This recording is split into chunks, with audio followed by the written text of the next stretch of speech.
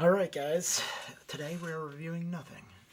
We are actually going to be discussing the Phono preamps that I've done reviews for, and I'm going to give you a listing of how I feel they fare. This one's for moving coil, there's one for moving magnet. Go find that one if you care about that, or maybe you don't care about that. I don't know. It's on you. Whatever. So, let's start with the worst.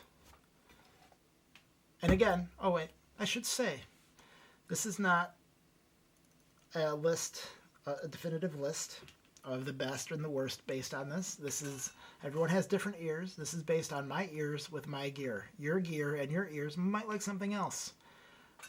Let's start with the worst. The worst for moving coil is the Mani 1. Unless your cartridge will work with 47 ohm of load, don't get this. Don't get it. If it requires 100 or more, avoid this. This is not going to work for you at all. Don't believe what they say on the internet. Won't work. Will not work. Avoid it.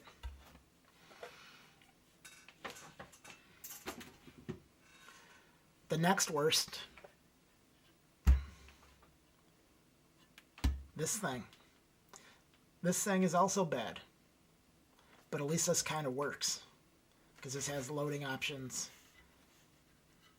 for everybody. So you'll have a flawed sound, but you'll get a sound that's at least listenable. If you want to know why this is so bad, watch the video. There's a video for the Mani too that I kind of eviscerate him. Oh, I should say about this guy, the Mani. They've now released a Mani 2 that fixes all my issues that I had with it. And it's probably a good phono preamp for a moving coil. But I don't know because I don't have one. This is what I have. This is what was available at the time. And it's not good for my system. And it probably won't be good for your moving coil system either. Okay, let's move on.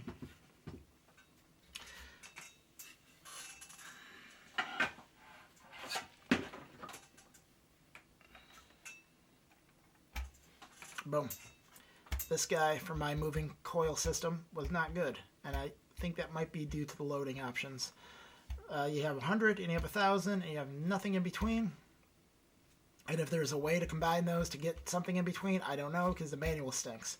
So either the manual stinks, and that's why this is not as high as it could be, or the loading options stink, and that's why it's as low as it is. However, it's not bad. It's pretty good.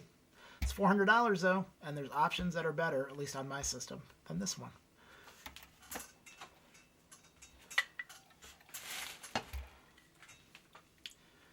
The runner-up, the Emotiva XPS Gen 2. This guy sound is bass heavy. It is bass heavy compared to everything else. It is not particularly balanced. Watch my review, get more information, but I can live with this. I can live with that. Maybe on your system it would actually not, you'd maybe not even have to live with it. Maybe it would be awesome. It's $121. Loading options between 100 and 1,000. Check it out. All right, and the winner, and it's not perfect, but it's the best of these options for my moving coil system, is the Bugle2 from Hagerman Technology. As you can see, it says it's 40 dB and 47K ohms of loading, and you're like, how does that work with your moving coil system? Well, because I modified it, and it's 60 dB with something like 300 ohms of loading. This has flaws. It has a plastic case that doesn't shield it from noise and interference. That's bad. But guess what? It has a decent soundstage. Has a very balanced sound. Decently coherent. For my system, it was the one that I would live with out of these the most. There's a Bugle 3 where you don't have to modify it like this. That's $200.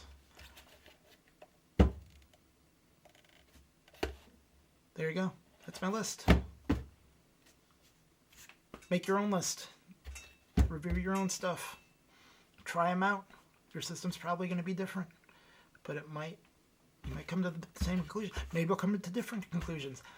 That's the joy of all of this. Also, comparison is the thief of joy, right? Like there's that. I think I said it right. Maybe I'm just paraphrasing it, but you know, if you're happy with something, sometimes changing it makes you unhappy with everything. So there's that. Go listen to some records and have a good day.